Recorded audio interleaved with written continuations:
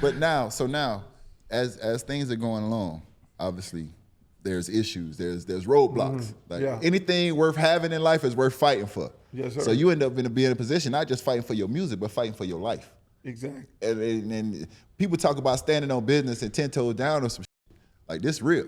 This You know what I mean? is after you put out Nasty's You Want to Be. Is that what kind of started that? Or what started that? Because what he's talking about when you had to fight for the basically freedom of speech. So it kind of all started, at the same time, because number one is this adult rap music coming from Miami. Yeah. You know what I'm saying? And kids, it wasn't until the white kids started listening to this. So that's so it was okay when it was the black kids. Killing people. So it was when it got to South Dakota. So my mom and dad complained. Got to South Dakota, that's when it was a problem. When they heard Killer playing this shit in there, then I got phone calls. Damn you, mom and dad. Exactly. Yeah, they gonna write letters. Hello, are you guys can't be playing this? Killer is in here playing the pop that with an album cover with black bitches on it.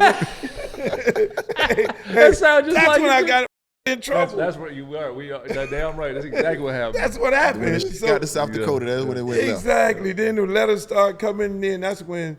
So wait a minute, you're getting letters personally from parents or letters from record labels are coming to you? No, parents. Because parents writing you directly. You really took the time to write a letter. Exactly. Keep in mind, I own the record label. I own every part of it. I'm distributing, I'm manufacturing, I'm producing, I'm doing the whole this is unheard of back in the day for a totally black man to own everything, distribute, produce, all that shit. This is unheard of. Yep. 85. Yeah, 85. This wasn't happening. No. And the only reason why is because we were from Miami and it was a forbidden thing. If you're not from New York, then you cannot be doing hip hop. And so when they started coming after me, you're getting all these letters and then PTAs and all that. And then that's when I created that sticker right there, the parental advisory sticker. I vividly remember that. I mean, that sticker right there. You weren't focused on that. No, I wasn't. But exactly exactly right. Ham. Exactly right. I was focused on the ham, no question. Yes, sir. But I remember that was you guys starting that. Yeah, what I did is I took the idea from the movies, movies. NC-17 like that.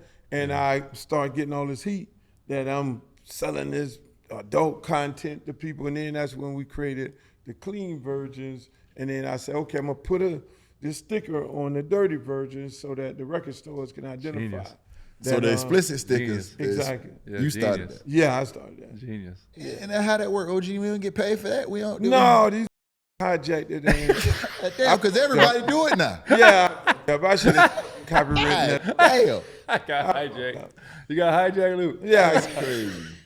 So now, fast forward, you go into it now. We talking about going to court, getting real. You know what I'm saying? Like now you got to stand on business. You know what I'm saying? Now, talk about that. You know what I'm saying? Because it's one thing to whatever, but it's a whole nother thing when you got to go sit in front of that judge and we in the courtroom and all that kind of shit. That's a whole different conversation. A lot of people don't take it that far. A lot of I settle. I don't even want to go that far with it. Yeah. But you know what I'm saying?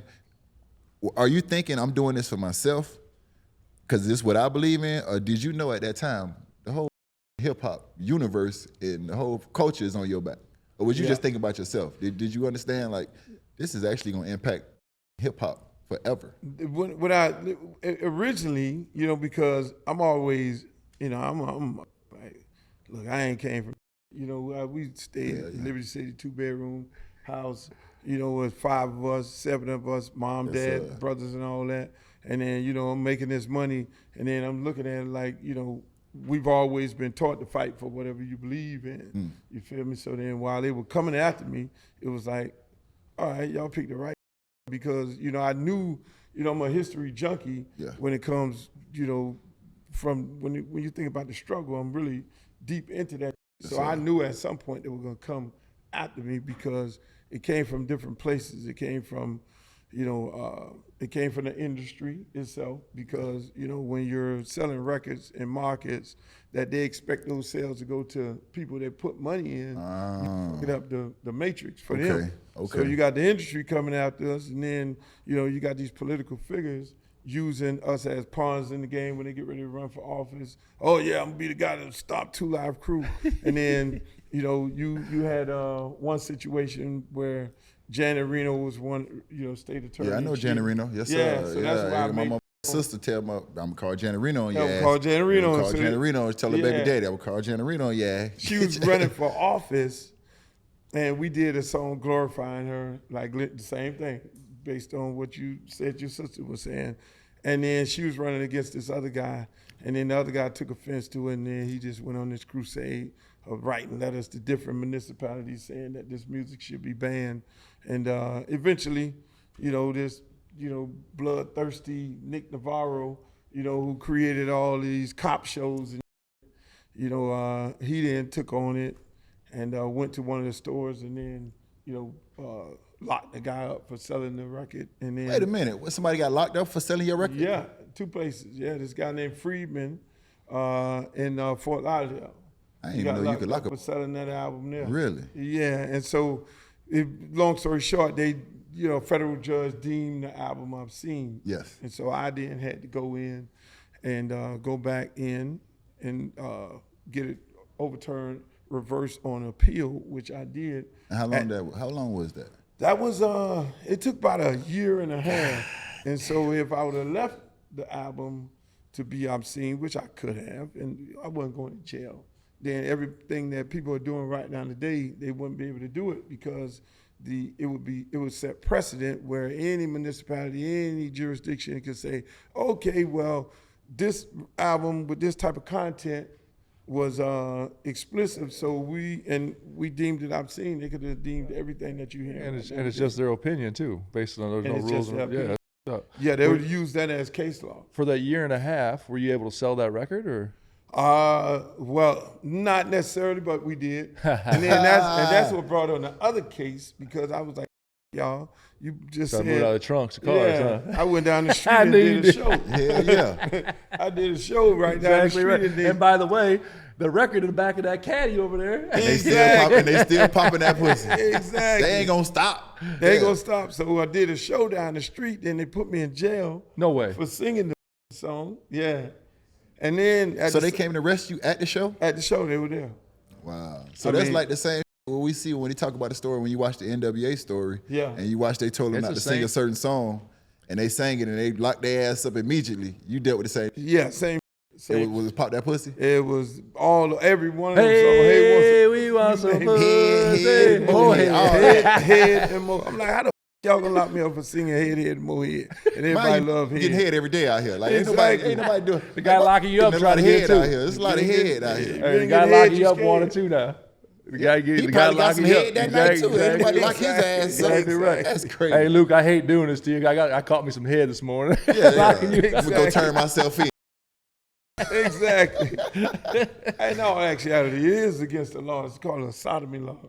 Unless you're married in the state of Florida, you don't supposed to get head. You can go to jail. What?